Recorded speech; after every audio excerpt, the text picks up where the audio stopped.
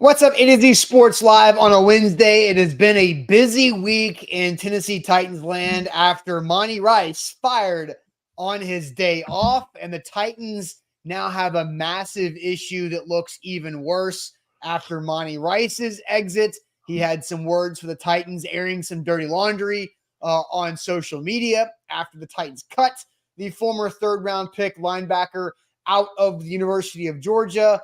And there's a lot to dive in here, Sam. And we had initially tried to go in a different direction, but I had an epiphany. After our pre-show meeting, I audibled, I changed the title of the show, and now it's something that I'm like, oh my gosh, this is even worse than we already knew it was. And so, yeah, how about that? I'll tease you with that. You have no idea where I'm coming from when it comes to this. So, Sam, welcome in. Gonna have a good one talking about Monty Rice getting fired on a Tuesday, right? Yeah, I mean, you said it's a busy time in Titans world, which is just so weird given like where this team is and like the record of this team, that it feels like there's just been so much news, so much to break down. It has been a very hectic time, and there's a lot to keep up with for Tennessee Titans fans right now. But that's kind of why we have this show, to give fans the rundown of everything they need to know and just have a good conversation about it. So should be a good show this morning. Those of you joining us, make sure you share the show and get more Titans fans involved in the conversation before we hop into everything. If that's on Facebook, hit the share button. If that's on YouTube, take that YouTube link, send it to a group chat, send it to a friend. You can repost us on X or retweet us on Twitter if you're calling it that still. I don't know what to call it. All I know is it's going to be a good show here on a Wednesday morning, and you got to share it and like it before we get into it.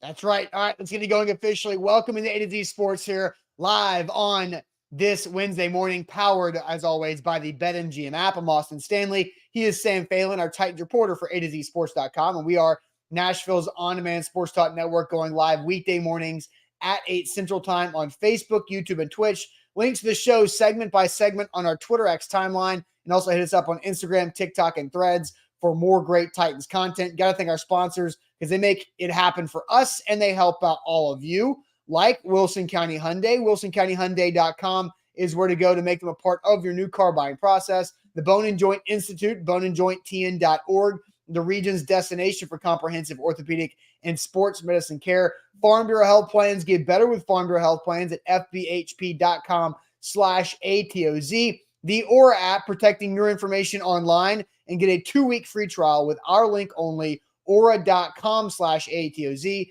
And Krebs Kubota, an elite Kubota dealer with 3 locations in the mid-state, Columbia, Franklin, and Murfreesboro. They are online at KrebsKubota.com. So, Sam, busy Tuesday after a busy Monday for the Titans. It has been news central this week so far after the Titans losing a crazy overtime game to the Indianapolis Colts. Craig Aukerman fired on Monday at the press conference. We get the flurry of injury update news from Mike Vrabel as well, including Derrick Henry not in concussion protocol. Big Jeff going to miss a couple of weeks with a knee injury, and Ryan Stonehouse set to have knee surgery with the injuries after the poor job by Craig Aukerman's special teams unit. And then on Tuesday, the Tennessee Titans fire and waive Monty Rice, a 2021 third-round draft pick. And so I do want to get to this, because a quick super chat says, one, a show on Rice. Why? He was never made available. Well, and yeah, or he was never available for the team, right? He never really played much.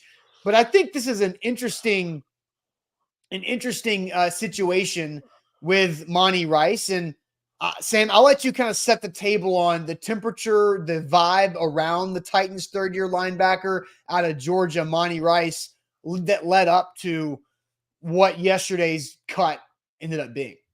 Well, yeah, I mean, for starters, one, if you want to know why a show on Monty Rice, I think it's very symbolic of a lot of things that are going on with the Titans right now. And I really do think it's worth diving into, because and Austin and I will get into it and give our opinions on it here in a little bit. But like, this is the second time now in 2 weeks that a player has been cut by the Titans and expressed a ton of joy and been like, yo, put on the tape, has been pumped up to no longer be a Tennessee Titan. Now, whether that's genuine, disingenuine, I don't know. But that doesn't really happen around too many NFL organizations. So it is worth discussing just for that reason alone. But number two, as Austin, you're kind of alluding to here, Monty Rice is an onion that I think you peel back layers of. The more you look into him, the more you dive into him and what he's been with the organization for the last few years. I think the more telling, maybe more concerning, but just certainly the more fascinating things are about this guy. This is a guy that obviously wasn't on the field a ton, especially at the beginning of the year. At the end of last season, Monty Rice was talked about by Titans coaches and singled out as somebody who they really, really were optimistic about developing into a player here in year three. I think it's a part of the reason they let David Long Jr. walk was, signing Azeez Al-Shire, yes, but also belief that Monty Rice could develop into a very good linebacker in their defensive system. That clearly didn't happen. Monty was unavailable for pretty much all of training camp. And at first there was this idea of like, oh, well, it must be injury related. He must just be hurt like that. I don't really know what's going on. And the more you dug into what was going on, the more confusing it got. Monty Rice, multiple times when asked like why he wasn't around for training camp, would answer reporters with just, life, man, God, that's just life and God. I've been doing a whole lot of life and God. So it's not injury related, Monty. Just a lot of life and God, man. That's all that's all I'm gonna say. Didn't appear to be injured, would pop up in the locker room, wasn't out there, but would be in the weight room. A lot of very confusing stuff. Mm-hmm. And that seemed to be the theme that continued with Monty throughout his Titans tenure. Days he would just not want to talk to the media. Media would want to speak to him about something positive, spin something, and he would just say, no, not interested in that, and walk away. Wouldn't want to talk. Other days, he's all happy and greeting everybody and wanting to talk. I spoke with him just 2 weeks ago, Austin, because the Titans were starting to build his role on defense a little bit more. He had started to earn back some opportunities, and I kind of skipped over the fact over that whole story that the Titans opted for Jack Gibbons over Monty Rice in their linebacker rotation, and Monty was like even further below Luke Gifford basically earlier in the year based on what we saw in their rotations. But I spoke to him just a couple weeks ago when he started to gain more opportunity, and I'm like, hey, what's been going right? All this stuff. And his reaction was kind of like, oh, I see. Now everybody wants to talk. Now everybody wants to talk to Monty because I'm starting to play well. He was always very rooted in when things were going well, he was great. When things weren't ideal, he completely shut down. And so it didn't surprise me a ton that when things go about as poorly as they can go, he gets cut from the team and is waived by the Titans, that it gets about as bad as it can get for Monty in terms of his reaction. All right, so let's play the video from 2 weeks ago. You talking to Monty Rice in the locker room after Vrabel kind of gave him some props. So Mike singled you out and talked about you just being a guy that has earned a lot of opportunity on defense going forward and taking advantage of your chances. What's gone right for you over the course of the year to get to this spot now? I think I, made some plays on special teams, and that helped build momentum. And then I got in on defense and tackled the guy with the ball. You always have self-confidence, obviously, but, to see that paying dividends now and to see the coaching staff taking recognition of that, how important is that to you? I mean, it's important. It's very important, but like I said, tackle the guy with the ball and, just trying to help this team, stack some W's. Curtis says he doesn't like reporters from the start. You kind of see a look when I start asking him a question. He goes, kind of looks up like, do not want to answer this question right now. And Monty would warm up the more you would talk to him. But there was always just this feeling of like, I don't know, I was concerned about what was going on with him for a lot of the year here, and so yeah, and it was when Vrabel's name was mentioned that he kind of goes, hmm, not not crazy Yeah. about this question. So I don't know what that says, but certainly just a lot of confusing stuff surrounding Monty Rice at all times. Yeah, everybody picked up on that. Like, Jay gave the sigh and the look away. Like, Well, I didn't. everybody. That video doesn't capture Buck and I go up to Monty's locker and I go, "Hey, hey, Monty, you got a minute, man?" This is And before you started this is recording. before we record, and so he did this thing one time. I guess we're just throwing out all the stories here, but Transparency, right? this time in Transparency of what's been going on. this time in there was a locker room incident last year that John Glennon and I went to talk to Monty Rice. And Austin, you know how this works. Typically, you go up to a guy's locker, you say, "Hey, you got a minute, man?" Now, if they're doing something, they're like, "Yeah, just give me a minute. Let me get my uniform on. Let me get my clothes on, whatever it Yeah. is." And you're just like, "Yep, no problem." Monty goes, "Yep." And we kind of conduct this interview while he's putting his helmet and his uniform on, and he's talking into his uniform and into the pads and talking into the helmet, and he's tying his shoes, and he's kind of answering these questions, but never once did he look at us, never once did he stop and take a moment to actually speak with us, and he never was like, "Hey, can I get a minute to put my cleats on?" So that was kind of like, okay, that's a little weird. um this time we're like, "Hey, Monty, you got a minute right here? You got a minute?" He didn't want to do it at his locker. He kind of like walked us to a separate area of the locker room, to like the back corner of the locker room where nobody has a locker, to conduct the interview. But when we did that, that's when he goes, "Oh, I see, now y'all want to talk. Now you guys," Mhm. and like just weird stuff like that, where it was always kind of like, "You doing all right, man? Like, you everything good?" Yeah. So that's the vibe. I don't know what to make of that. I don't want to say something that I don't know anything about, but that was the vibe with Monty consistently. There was always kind of something going on, and now that it kind of bursts, right, with him being waived, you see it spill over onto social media. Yeah, and it's definitely a strange situation right there. So I want to get to what my epiphany was before we started today's show, but I do want to talk first about Fox's Donut Den. It is the holiday season, and you should make Fox's Donut Den a part of your holidays. Family owned and operated and conveniently located in Green Hills, right next to Hillsborough High School. They have way more than just donuts. They've got muffins, pastries, and all different types of donuts that are made fresh every day and are absolutely delicious. I love Fox's Donut Den.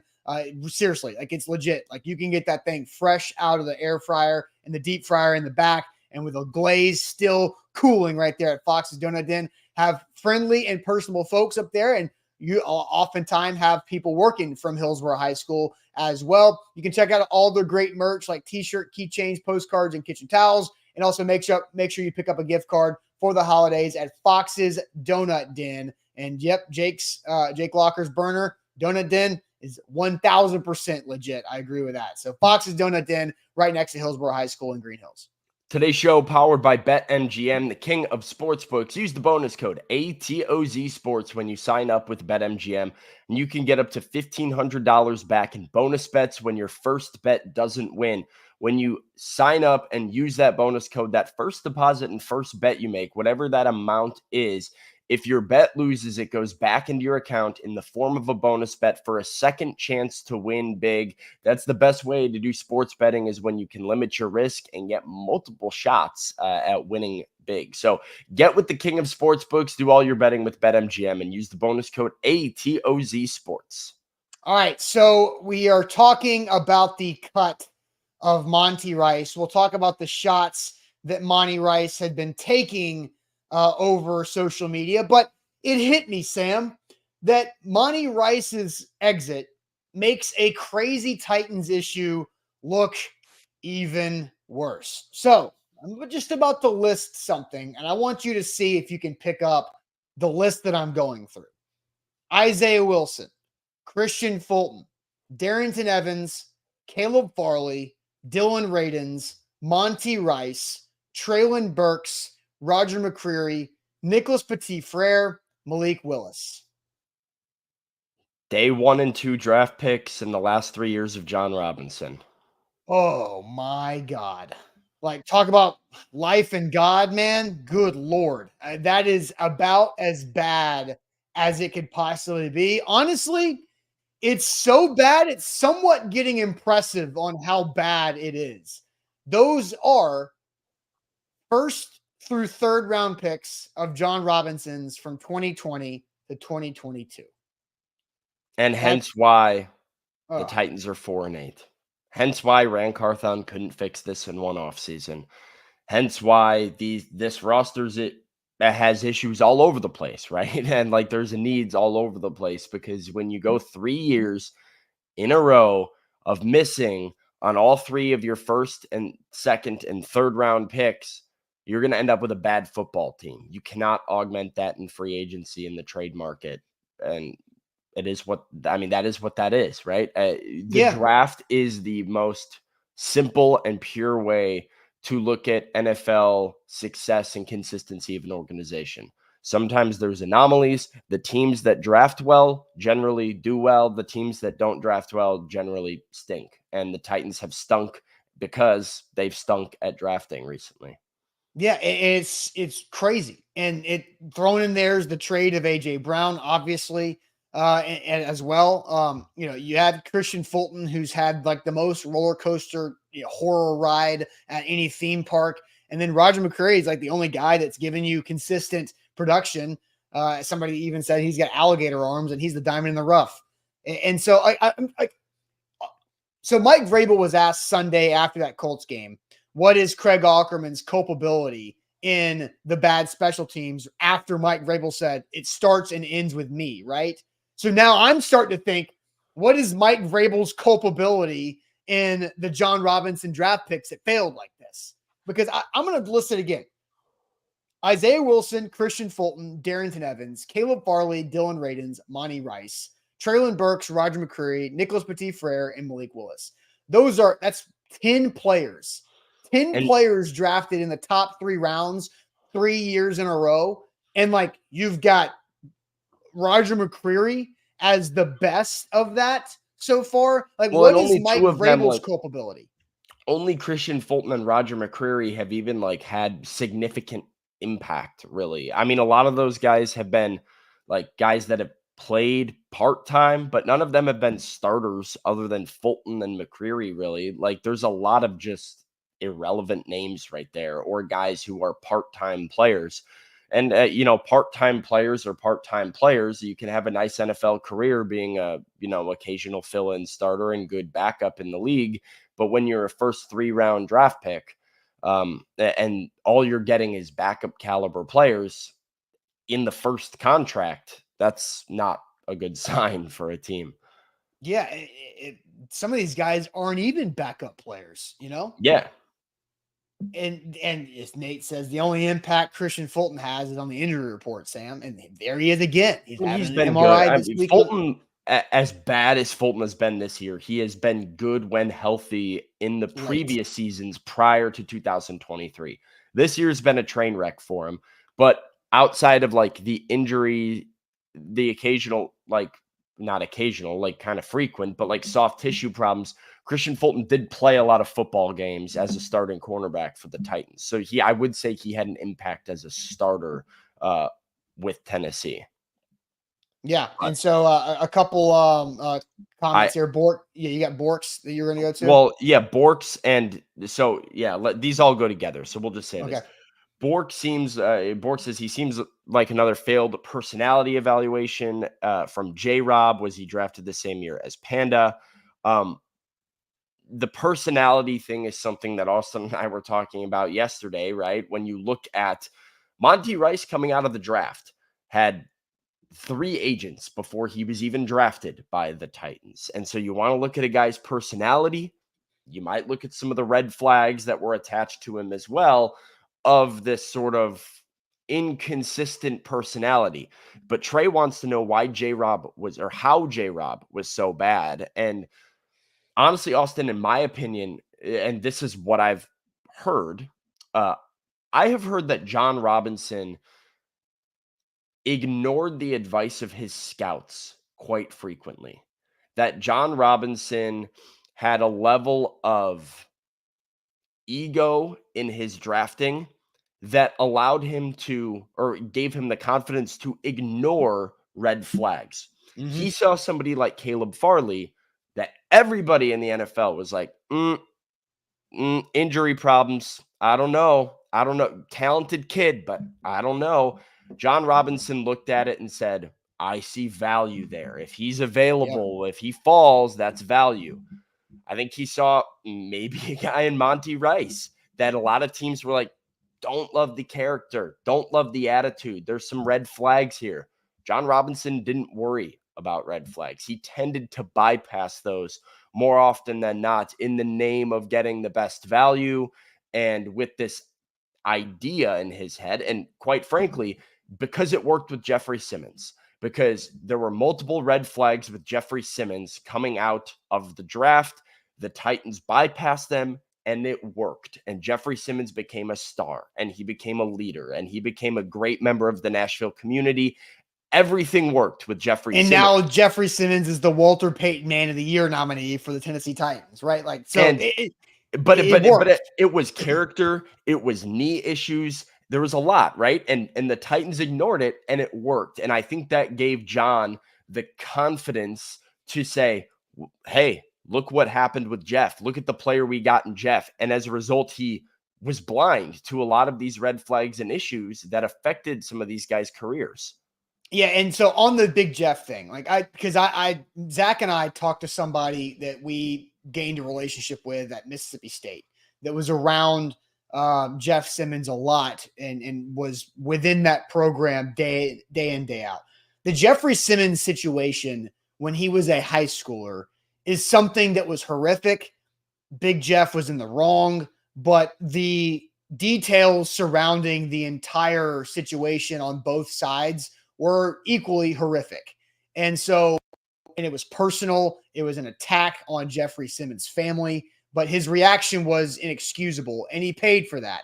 And I think from what we heard from our connections at Mississippi State, the entire time that he was on that campus in Starkville, he was, determined to try to do everything he possibly could to get rid of that stink on his perception. And for the most part, he did everything correctly as far as I can tell. And he's done that once he got to Nashville. And I think Amy Adams Strunk being at the press conference table after he was drafted in the first round in 2019 went a long way to kind of talk about how serious the Titans took that. And Lucas, yes, he was protecting a family member as well, who I believe was deceased in a way. It was ugly. So I do think that we can excuse that, right? But the John Robinson thing, to go back on what you were saying. But my only point with the Jeff thing, just to clarify, was the fact that it was a thing on the radar of many NFL teams as hey, let's keep an eye out on this. How do we feel about this? Potentially even took him off the draft board of some teams. Some teams in the NFL have very strict as far as hey, anything that we're a little bit worried about or anything pops up, you're out of the running for us. The Titans, I think, saw through to who Jeff Simmons was, took a chance on him in the draft, had that pay dividends with outside of all of that stuff, an injury as well, and knee trouble. And so that paying off how it did, I think could have potentially impacted the way John approached future drafts of saying, well, I know there's a knee issue here. I know there's a back issue here, but we've seen in the past the type of value we can get if we like the guy's medicals, and ignoring some of the red flags, feeling like, oh, well, Titan culture is enough to get through to some of these players. Sometimes it's not. Jeffrey Simmons was was just a good dude who had some weird situations in the past that clouded people's opinion of him, but a good guy. Some of these dudes aren't built the same way, I guess. Yeah. So I want to get to some super chats, some more comments to get to about and my thoughts on your take on John Robinson and where it went wrong. Going through Monty Rice's exit makes a Titans crazy issue look even worse. But first, Sam, tell everybody about the Bone and Joint Institute. The Bone and Joint Institute. Maybe Christian Fulton head over to the Bone and Joint Institute. Maybe Caleb Farley and some of these draft picks head over there. They'll get you guys correct. You don't want to fumble on your recovery.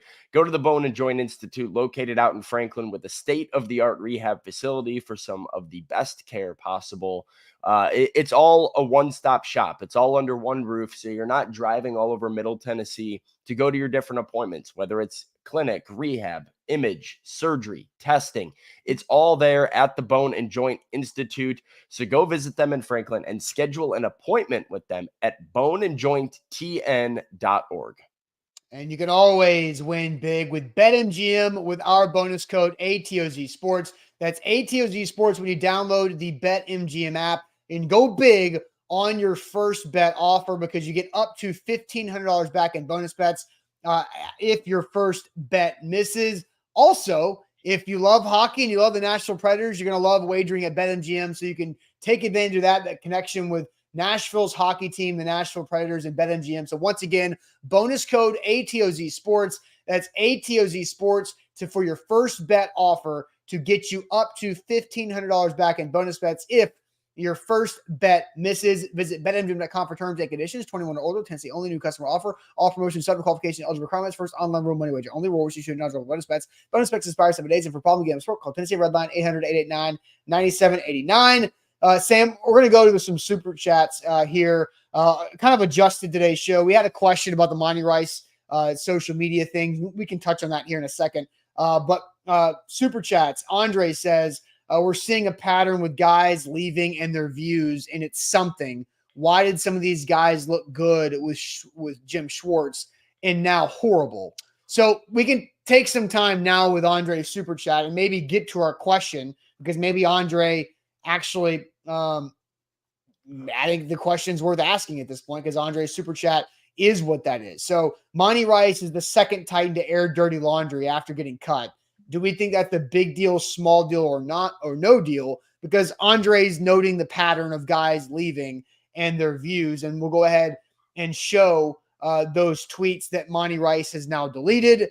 Thank God, he said after he was waived, and the salute emoji. If you want to know the truth, just cut on the tape since I got here. Hashtag Showtime. So Monty Rice on Twitter and X. Showcasing those. So big deal, small deal, or no deal that Monty Rice is the second Titan to air the dirty laundry after getting cut. Yeah, the second guy after Jaleel Johnson, and it was very clearly the didn't take any notes, right? Didn't learn anything.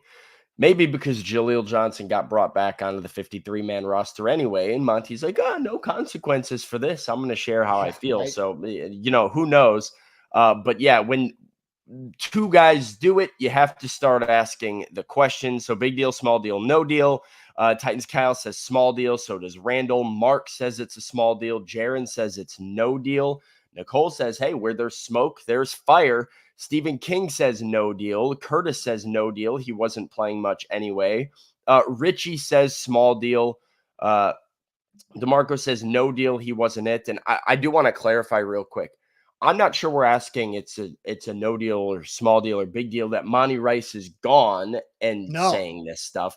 It's more of, hey, now two guys on their way out the door have sort of thrown shade at the Titans, have been pumped to leave, have been saying, hey, put on the tape, open your eyes, different things of that nature.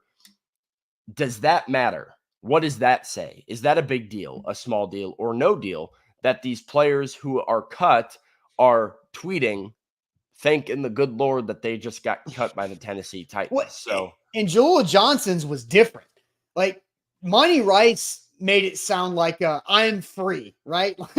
Finally, I am out of this place that has been holding me back for the last 3 years. That's what it sounds like from Monty Rice. Cut on the tape, you'll see the truth. Jaleel Johnson was like, yo, you cut me? Look at this O-line. D-line ain't the problem. Wrong line.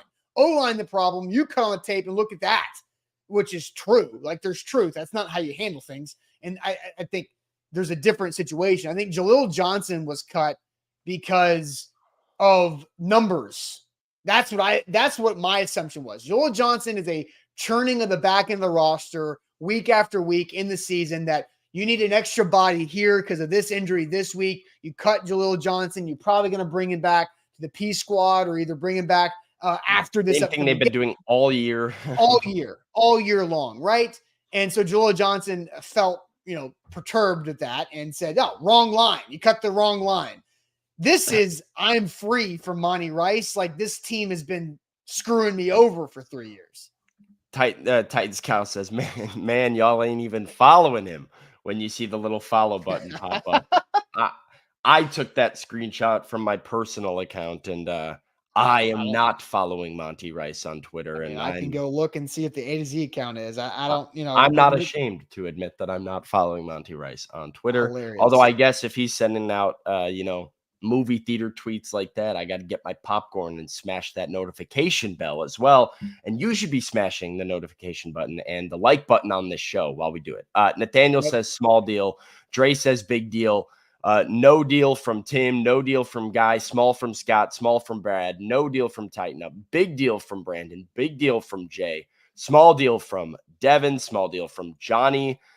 So Austin, what do you think this is? Is this a big deal, small deal, or no deal? Not one, but two Titans kind of throwing some shade at the team on their way out the door. So you got this. You got Andre Bunting also says AJ Woods and David Long Jr. all mentioned things too. True. So, right, that is true. Like, more professionally, David Long maybe a little bit less so, but AJ or Robert Woods specifically a little bit more professional in the way he was like. Well, didn't he say like, "I'm free"? Didn't Robert Woods say? Yeah, Robert Woods, I think, used the words like, "I'm free at last," or something like that. See, I was thinking back to Robert Woods being like, I wish they might maybe throw the ball a little bit more. Was kind of hinting at stuff like that. When they cut Robert Woods in March before the salary cap free agency situation, he said something along the lines of like, "Finally, I'm free." Yeah, then chat's confirming. Devin, Darren, and Deshaun said he did say that. So I guess, throw Robert Woods in there as well. AJ's deal, and I saw somebody tweeted at A to Z, and PK was involved in that tweet thread, and Paul is right responding last night saying that AJ's beef was with John Robinson. Yeah. AJ's beef was with nobody else that's still here, because John Robinson traded him away. John Robinson lowballed him on the whatever 16 base up to 20 per year's offer that AJ thought was disrespectful, and that whole thing fell apart, where the relationship with AJ and Mike Vrabel was strong and apparently still is strong. I would think they still probably communicate as much as people can throughout the season playing for opposite teams. So I don't think AJ's as relevant in this. I think David Long Jr. So Darren says AJ Brown said in an interview that it wasn't as fun playing in Tennessee as it was in Philly. He said that when Philly was 11-0 or whatever they were. Like, of course he was having fun. He just got paid $125 million. Had great, like, the best supporting cast around him possible, and was undefeated. Look, it's a lot of fun. I was around the building when AJ was there. Dude, AJ Brown was having fun. AJ Brown was having fun at practice. AJ Brown was having fun doing all the stuff that AJ does. So, like, he was having fun until he wasn't. And he also was hurt. So, Sheila John Huff says Vrabel said it was a joint decision on the AJ trade. We've been over this a million times. If Mike Vrabel had it his way, AJ Brown would still be wearing number 11 and being paid a lot of money by the Tennessee Titans organization. So I do think we can agree on that. So let's loop in with Jaleel Johnson, now Monty Rice. I think Robert Woods and David Long Jr., I think those four players all saying something and all having words that are towards the Mike Vrabel side of the organization, right? Like, there's a difference in like player personnel, GM stuff, and like coaches. I think it's overall, I think it's a no deal. I was going to say no deal before we added Robert Woods and David Long Jr. in there. I think the only player that Titans brass would probably be like, maybe we should have a mulligan on that was David Long Jr. Because that guy's a dog. Like, David Long Jr. is good. He makes plays. They miss him this year, I think. a lot in run and pass coverage. I think if you had Azeez Al-Shire and David Long Jr. next to each other, and then Jack Gibbons is your third, okay. I think this Titans inside linebacker group is a lot better. This is the other crazy thing about the Monty Rice cut is there's no depth. Like no depth. Is Luke Gifford their third linebacker now? Like, is he healthy? Has he played this year? He's not that healthy. He does play, just not much. I mean, he's on special teams, but he always is popping up on an injury report. I don't think I've ever noticed the last name Gifford on the back of his jersey flash across my TV screen. Well, he doesn't play defense. That's the thing. Right. That's what I'm saying. Like, I don't think I've noticed Luke Gifford one iota. And so they cut Monty Rice after nothing's. I heard Ramon Foster on 104.5 The Zone say that this morning. They cut Monty Rice and nothing significant stood out. Nothing that was noticed outside of the facility that we all can point to. And like, that's the reason, right? Craig Aukerman gets fired on Monday. Obviously, there's things to a list to write about why. There was no arrest. There was no blatant mistake on the field. There's no overall like bad performance. There's no blow up that was visible. It's and just 2 weeks ago, they're talking about how much he's sort of improved, right? And how much he's earned. So it does, yeah. That's why I find this press conference that we're going to get interesting from Mike Vrabel later today, because like we need some answers about like why, right? Like I think Titans fans are interested in knowing, just as Darren points out, you don't have depth at the position. You were using this guy and pretty positive. You're 4-8. So it's not like there's a sense of like urgency to whatever. So why? Could there be something more here of Monty asking out, or the Titans, there being an attitude problem, there being a locker room problem? I don't know. It's going to be interesting. Based on his tweets, he didn't ask out. Based on this, like, I mean, true. I mean, honestly, you could read if you want to know the truth, just cut on the tape since I got here, and thank God. Like, honestly, actually, I kind of take that back. Maybe did he ask out? Like, are those tweets that could be shown with asking out? But I think if a player asks for their release, they share that, right? I would imagine so. And you don't delete it. Remember, these were deleted as well. Yeah. I don't know. It'll be interesting. I mean, they needed to clear a roster spot. They'll probably sign a punter this morning. So that is probably 7 guys they worked out yesterday. Yeah, that's probably coming, but they needed the roster spot. But why at linebacker? Why not? I say no deal, right? If we want to go Robert Woods, David Long Jr., Jaleel Johnson, and now Monty Rice, who have all exited and left that were not their decisions to leave. Yeah. And they had something to say about the organization. David Long Jr. is the only one that I feel like is a mistake.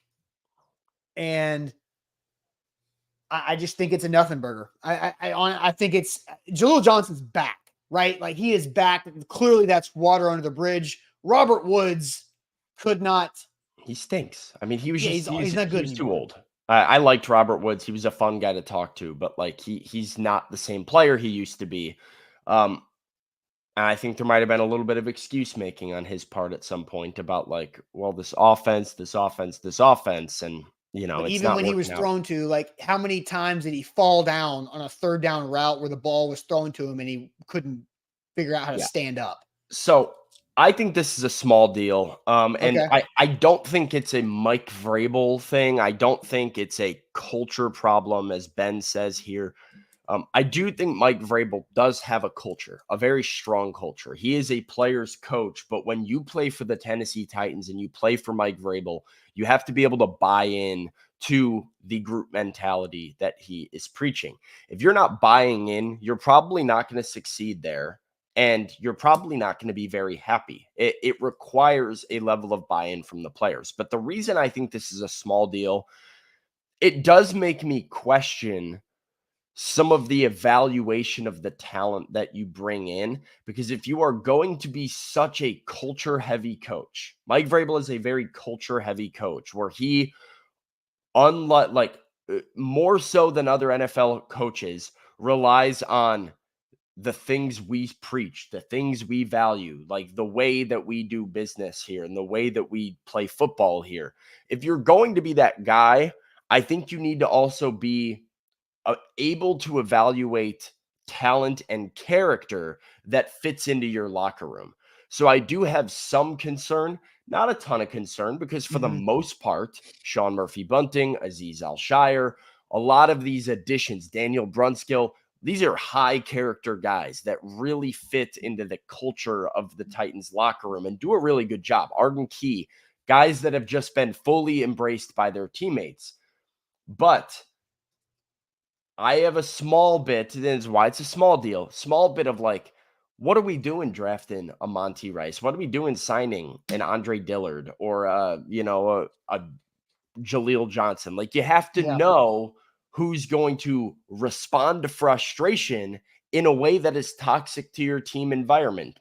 That being said, one small guy who doesn't buy, like, Mike Vrabel's whole philosophy has been that the group and the group mentality is bigger and greater than one individual player. And so if most guys are bought into that, the thoughts and the dissension of one individual player is rather minute. So, all right. So I want to get some more chat comments because there's some super chats. There's another interesting question that Ryan just dropped in there. And then there's a shot taken at us. So that could be spicy. So we'll get to those comments. But first, let me tell you guys about Krebs Kubota, Middle Tennessee's preferred equipment provider, an elite Kubota dealer with 3 locations across Middle Tennessee, Columbia, Franklin, Murfreesboro. They're an elite Kubota dealer, which means they have the best equipment in the industry with the line of Kubota equipment. They also have the best warranties. So when something breaks, something needs a little bit of fix or repair, maybe you need a new part here and there, that's where Kubota comes in to help you out. And Krebs Kubota has the direct line to Kubota for the best warranties for your equipment possible. And also family owned and operated for over 18 years. I've told the story about Krebs Kubota. They thrive on customer service. How good are they at customer service? Good enough to start in Columbia over 18 years ago. And now they have Franklin and Murfreesboro on top of it. So get all of your equipment where you should go, KrebsKubota.com. Today's show is powered by BetMGM. Use the bonus code ATOZ Sports when you sign up with BetMGM, and you can get up to $1,500 back in bonus bets if that first bet doesn't win. Whatever that wager is, whatever that amount is, it goes back into your account in the form of a bonus bet if your first bet doesn't win, and you get a second chance to win big. That is the BetMGM way. So when you're getting a sports book, sign up with BetMGM and use the bonus code ATOZ Sports. All right, so some super chats before we move on to a good question and a shot at A to Z. And Nisha says, on the flip side, though, Sam, the Titans did make the AFC Championship and the 1 seed under JRob. He at least had some luck about his job. I think he was good for a while. There's 2 eras of John Robinson. Yeah. There is 2016 through 2019. Then there is 2020 through 2022. Those are the 2. Ironically, they're like equally in time, right? Of like 3.5 years to 3 years or so. Because in 2016 through 2019, he built a roster and made moves that were able to go to the AFC title game, win back-to-back divisions, and then he got cocky. I think his ego came into play. Look, I like John Robinson, the person. He's a super nice guy. He treated A to Z with respect, allowed us to cover his team, and at times apparently watched our shows from what we've been told. So I like JRob. He's a fun person. But did his ego get involved? Did he get a little cocky, feeling himself a little bit? Probably. It makes a lot of sense that could happen when you have the success like he did. Remember, he did draft Derrick Henry. He did draft Kevin Byard. He extended Jarrell Casey, Taylor Lewan, Kevin Byard again. He did a lot. Jeffrey Simmons. He drafted A.J. Brown, and it was great until it was not. He traded for Ryan Tannehill for Marcus Mariota insurance that worked out great until now. And so I think there's a lot of very good about John Robinson. And I feel like Titans fans, it's fair to have a bad taste about how it ended and how it might have cost you the AJ window. But I also don't think Titans fans should be too bitter about the John Robinson experience overall, because as Mr. Jones has pointed out, factually correct, John Robinson never had a losing record as the Titans GM. He came in off of them being 5-27 in back-to-back years, and he left before the wheels completely fell off on the record column last year. Yeah, I mean, yeah, I don't know. It's kind of the tale that happens in sports far too often, right? Which is the end tenure of a coach, an athlete, a executive. You're remembered for how things end, and if you don't go out on top, there can always be a bitter taste in the mouth of a fan base, of the league in general. And John Robinson, I think, to Titans fans, is remembered for those last 3 years right now where things started to unravel. He did do a lot of good as well. And so Still fresh. it's kind of it's a double-sided coin there. Andre says this roster and coaches, why I knew this team was destined for a bad year. You can't convince me Vrabel didn't play a role in these drafts either. That's kind of what I say. Like, what's the culpability? Yeah. I'll go through it again. If it's painful, but I'll list it again. The top 3 round draft picks from 2020 to 2022: Isaiah Wilson, Christian Fulton, Darrington Evans, Caleb Farley, Dylan Radins, Monty Rice. I did leave out Elijah Molden on accident in that pick. He was technically 3rd round after Monty Rice. And then Traylon Burks, Roger McCreary, Nicholas Petit-Frere, and Malik Willis. I'll even say this. I can remove Elijah Molden from it like I initially did. All of those picks were top 90 picks. Top 90 picks. Yeah. Like Monty Rice, Darrington Evans, and Malik Willis were all picks in the 80s.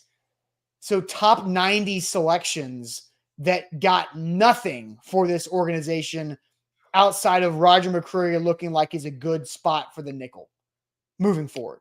Yeah, and I mean, top 90 picks, you're looking for starters, point blank. I mean, you're not necessarily always looking for guys that are going to get second contracts and be all pros and stars, right? But you are looking for contributors and starters to your football team when you're looking at top 90 picks in the NFL draft. Yeah. And people are, laughing at my bringing up of Elijah Molden. Elijah Molden is, I think, currently a positive in that group of 11 players. I mean, maybe in that group, but that's but like Molden's not a safety. They've moved what that position is fact. Or Elijah Molden is not a safety. And he's having to play safety. Yeah, well, he's not playing very well at safety. Right, for sure. So look, I'm not out on Elijah Molden's long-term future. I think he's been in a weird spot over the first couple of years. But anyway, all right. So Ryan Kennedy brings up a good question here. And then I'll get to the shot taken at us from earlier. Ryan says, here's my question. Does the talent of a player get overlooked for the character of a player? Does he have to buy in order for him to play? Vrabel is my way or the highway type of coach.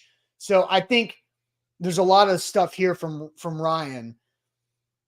Talent does supersede bad character when the talent is literally elite. But you have to be elite. And well, your I think it depends how bad the character is. Yeah, right. It's the sliding scale. What is it? The How I Met Your Mother, the scale of the crazy scale. Like you have to go that line that what's his name? Damn it. Now I'm going to forget the character's name. Played by Barney. What? Barney? Is it character? Barney? Yeah, I think it is Barney. Yeah. Played by Neil Patrick Harris. Yeah. So that's what it is. It's that same line. Right? Yeah. Same line of, you have to equal talent on the field for what your headache is off of it.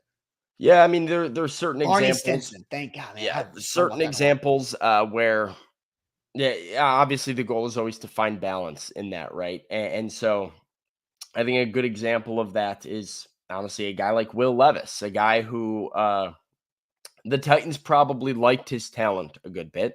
I don't think they liked his talent more than CJ Stroud, but I think they liked his talent a good bit. But one of the biggest things that I know Mike Vrabel loves about Will Levis is his character, is his demeanor, is the way that he carries himself as a teammate, and the way he's willing to put his body on the line and go all out. And it sends a really good message to the rest of the roster.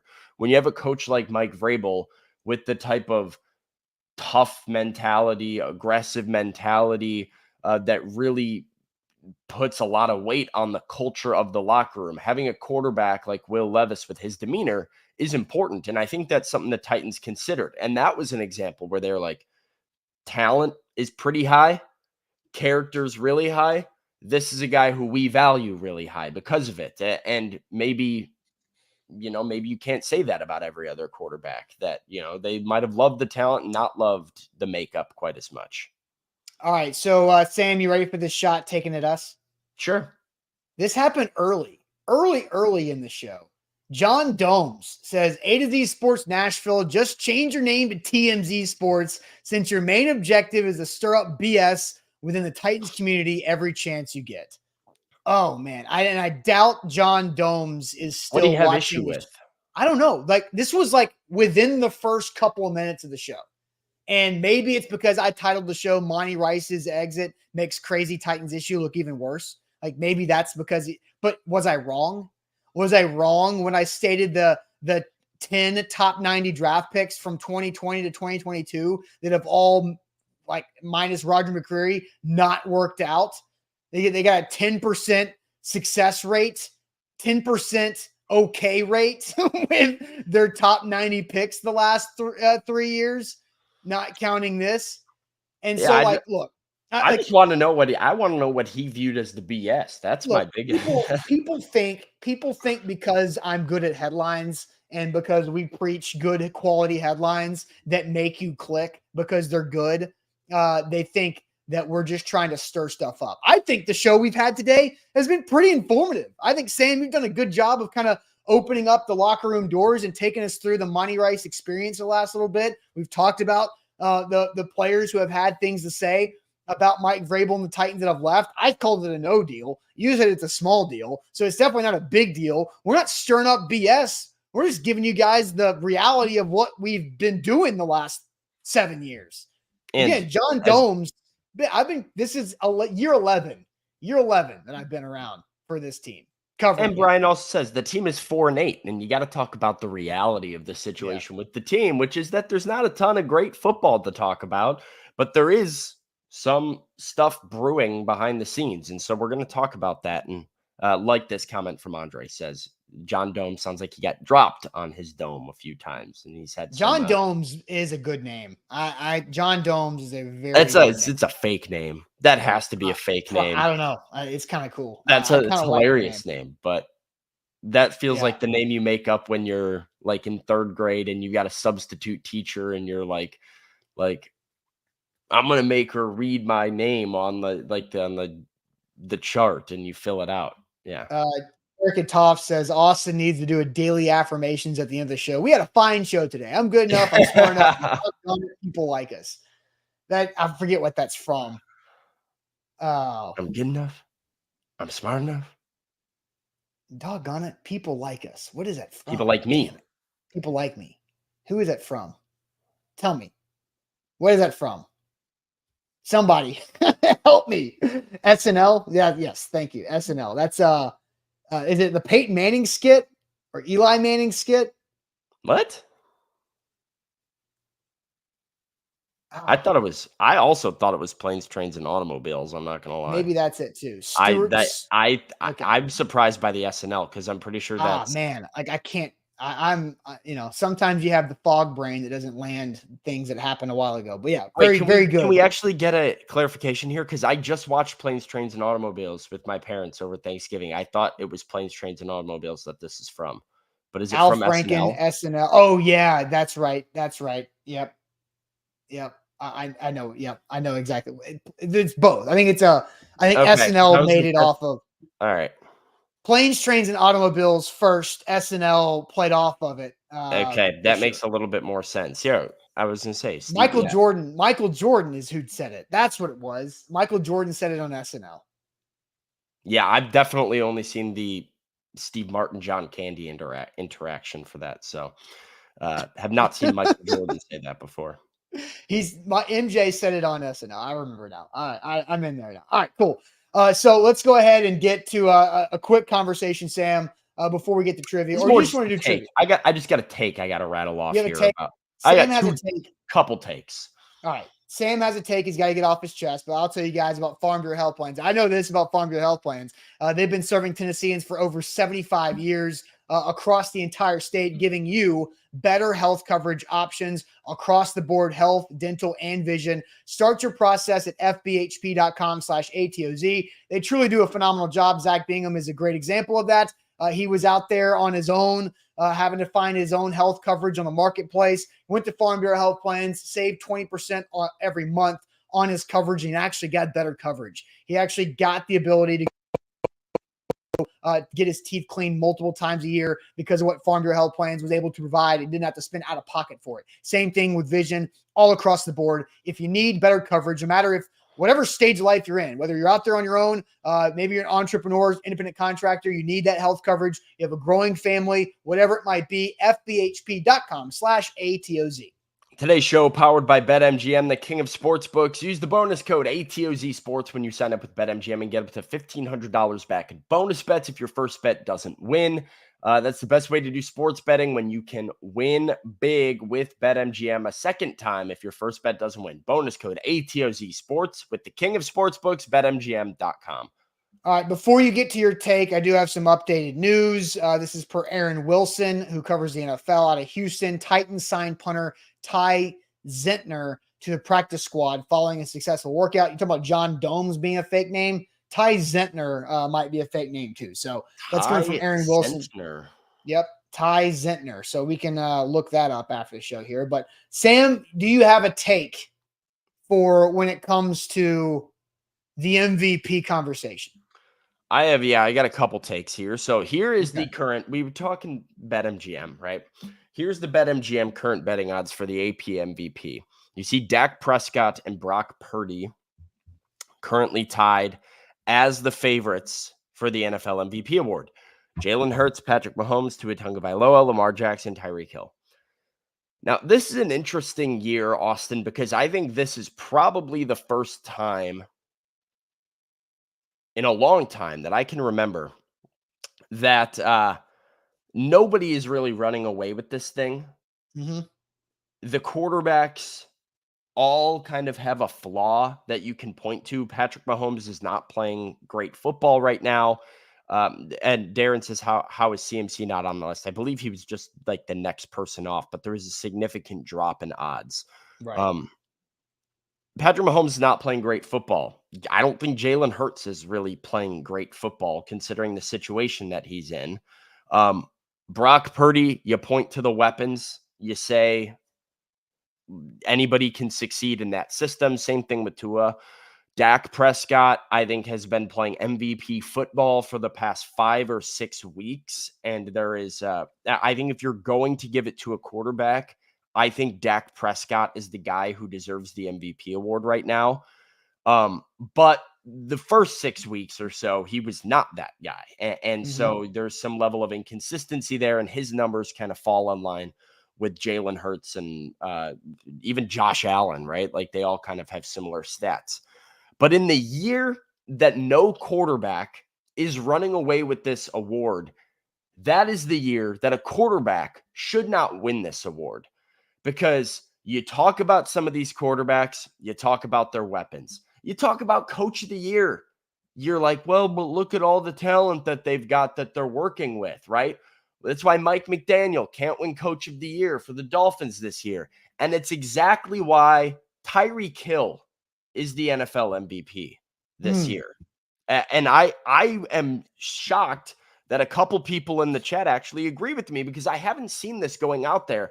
Nick Suss first pointed me in this direction when we were having a conversation in the Titans media, and we really started to dive into the advanced numbers about Tyreek Hill's impact on the Dolphins offense. This is a guy who is on pace for over 100 catches, 2,000 yards, and maybe 20 touchdowns. He is averaging over 120 yards per game, and he does it so effortlessly. The way he just takes over games. He is automatic offense for the Miami Dolphins. 60-yard touchdown is going to happen each and every week. And so in a world where no quarterback has asserted themselves consistently as the best player on the field, every single time you watch a Miami Dolphins game, you know who the best player on the field is. And I think Right now, he is absolutely the most valuable player in the league. I don't know where the Dolphins are without Tyreek Hill in their offense. Yeah, I think Tyreek Hill is in a similar situation as Derrick Henry was in 2020.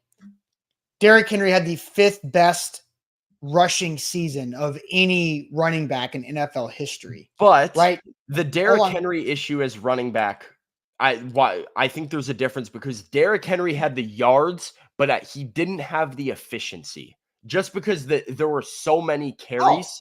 No, his 2,000-yard season, he was Not well that he over wasn't 5 yards a efficient, carry. but it wasn't like he I was disagree. averaging 5 I to 6 disagree. yards a carry. And I remember back when Zach and I were doing these Derrick Henry should win the MVP shows, or what has to happen for Derrick to get to the MVP, he came up short. Like, he got 2,000 yards.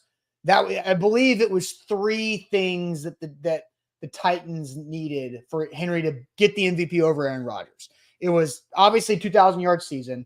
I said he needed 20 touchdowns rushing that year, and that the Titans had to be the 1 or 2 seed in the AFC. Only one of those things happened. Yeah, I believe he had 18 touchdowns. The Titans lost on Sunday Night Football in the snow in Green Bay to Aaron Rodgers and the Packers. And Derrick did not have a good game that night. And Aaron Rodgers won the MVP. It was late in the season. That's the thing. Derrick didn't get the MVP. I thought he could have. Aaron Rodgers won back-to-back MVPs that year, and his 2020 year wasn't as good as 2019 year. I think for Tyreek Hill to win the MVP. I just pulled up the numbers. I mean, he was way better. All right, are you talking about 2021 season or 2020? 2020. Well, that was the first of back-to-back MVPs for Aaron Rodgers. He won it in 2020 and in 2021. And the Packers went 13. Time out.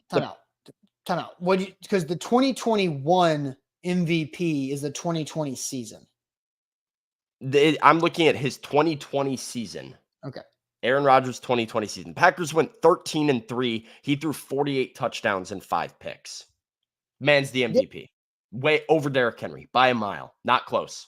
Right. And what I'm saying is, like, where Derrick lost it was because the Packers beat the Titans head-to-head late in the year. And if Derrick would have had 150 yards and 3 touchdowns in Green Bay to beat the Packers, now that's going to maybe edge him a little bit. Maybe it's more of a conversation, but a quarterback goes for 48-5 and leads their team to 13-3. It doesn't matter what a running back does, especially on that level of workload.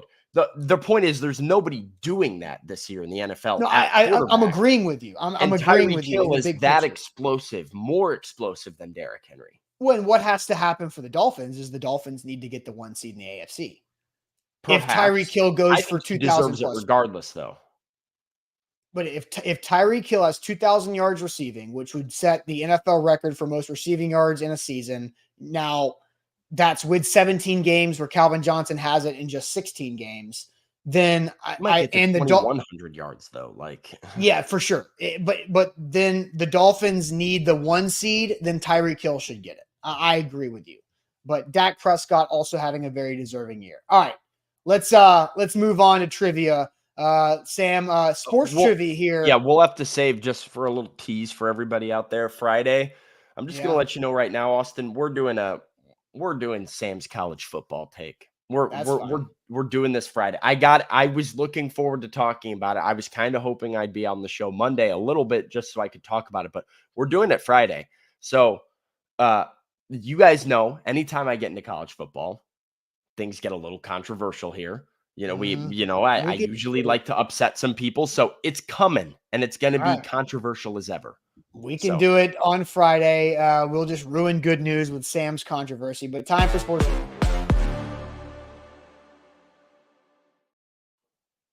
Shout out to our friends at Wilson County Hyundai. Make them a part of your new car buying process. It's the right time to get a new ride, and Wilson County Hyundai is the right place to do it in Lebanon, so you don't pay those downtown prices.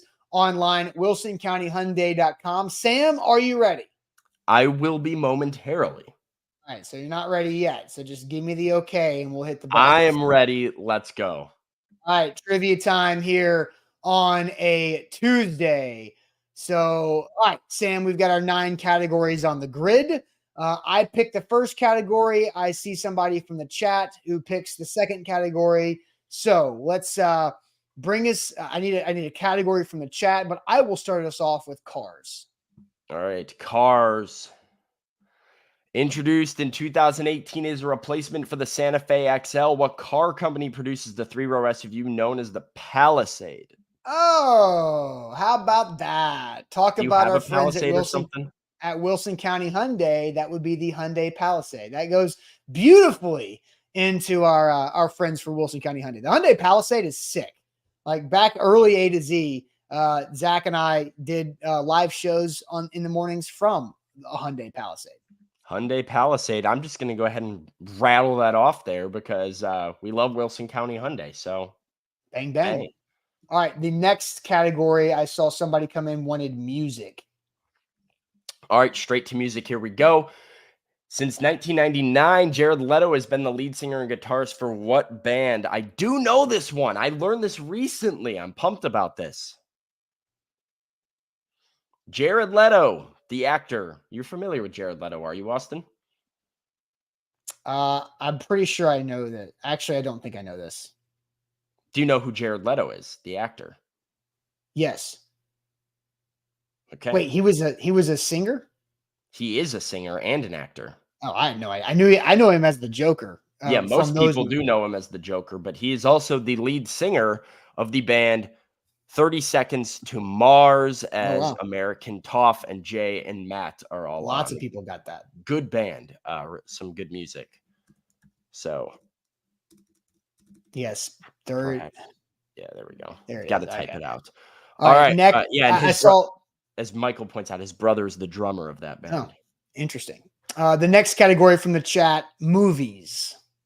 Movies. Along with notable roles in The House Bunny and Just Friends, this actress played lead character Cindy Campbell in the first 4 Scary Movie films. So I have not seen any of these films, so I have no idea. Gosh. What's her name? She's like the blonde, like comedy, like, oh yes, thank you, Matt. Anna Faris. Anna Faris. Yeah, I couldn't. I have not seen a single movie on this list. I'm not really a comedy movie guy in general, and I'm even less of a scary movie guy in general. So Scary Movie is a comedy movie. Yeah, but like it's like Scary Movie. Maybe the chat likes this. It looks like, from what I've seen, the worst movie that, like, for me personally, for what I like. It's like so not up my alley. So have not seen that at all. Anna Faris is correct though. And we are 3 for 3. All right, I'm gonna pick one. Okay.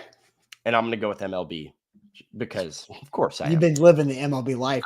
I have been, and I've been enjoying every bit of it. Lou Pinella's first managerial job was with this National League team, final net managerial job, National League team from 2007 to 2010, leading them to 2 postseason appearances. I do know this one, and I will wait to see if anybody in the chat or you Austin, know this one. Did Lou Piniella end? Where did he end?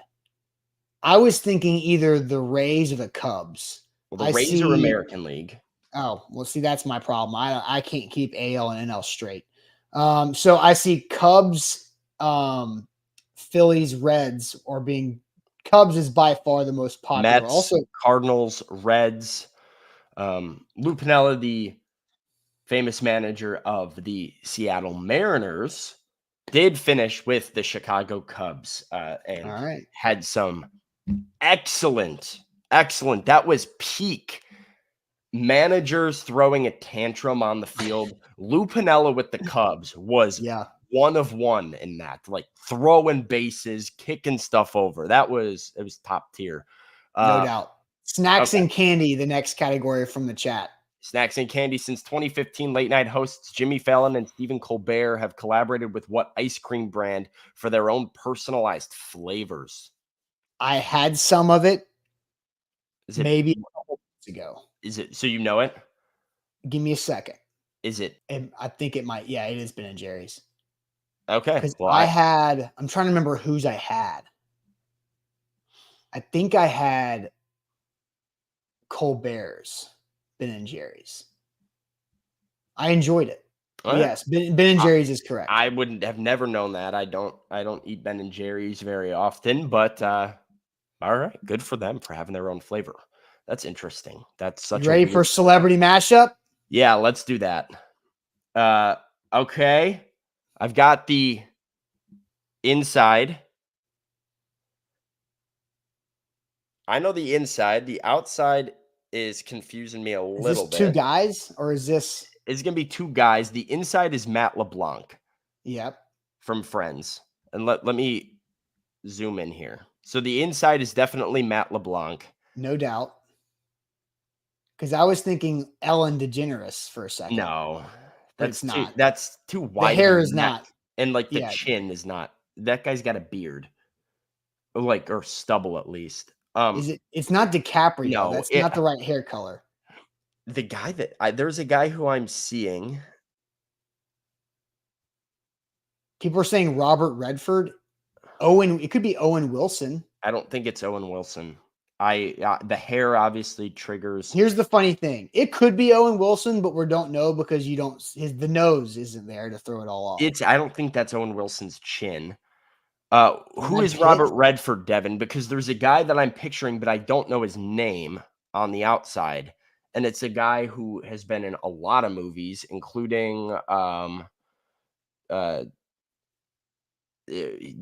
is it? The Power Natural? of the Dog. He was in Power of the Dog. Oh, The Natural's actually good though. I think that actually could be. Is that who that is? Robert Redford's just a name that I know, and I can't He's picture his older, though. face. Damn, this is tough.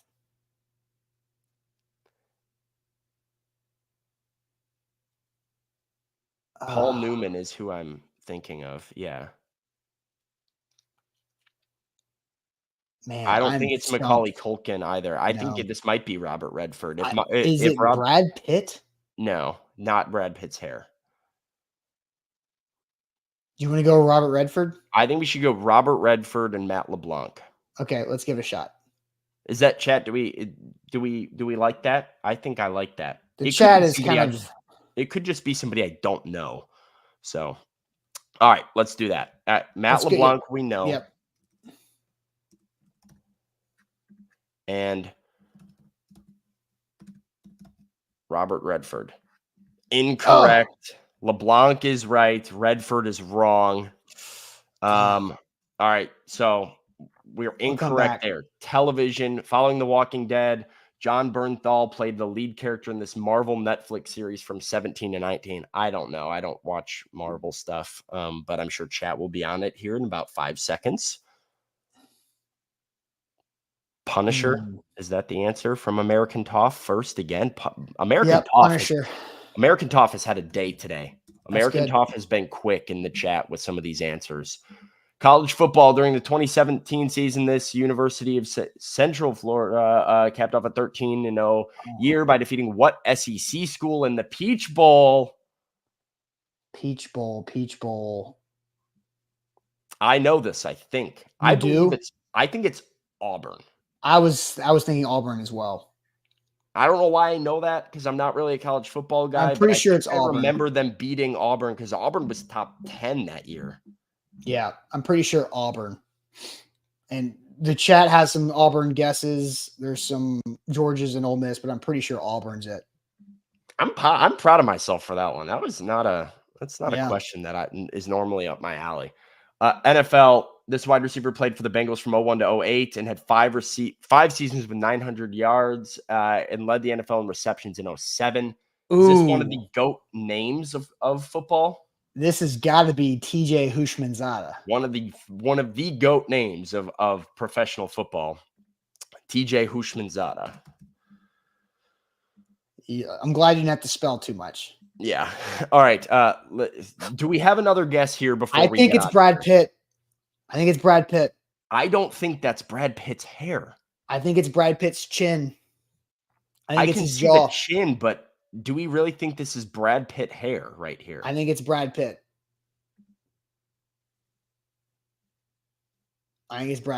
Do it. I really don't think it's Macaulay Culkin. That Macaulay Culkin has a vertical head. This guy has a wide head. I'm going Brad Pitt. This is Brad Pitt's jawline. I think all of these answers are wrong. I see the chat. I think they're all wrong. I don't have a better one. Brad Pitt. It's Brad Pitt. It's the chin. I'll put Brad Pitt in because chin. I'll give you your chance here to have some shine. I think it's gonna pop up red, but I'm gonna put it in for you. And oh wait, I still have to do Matt LeBlanc. Incorrect. Oh crap! It was Jesse Plemons. Somebody was on it.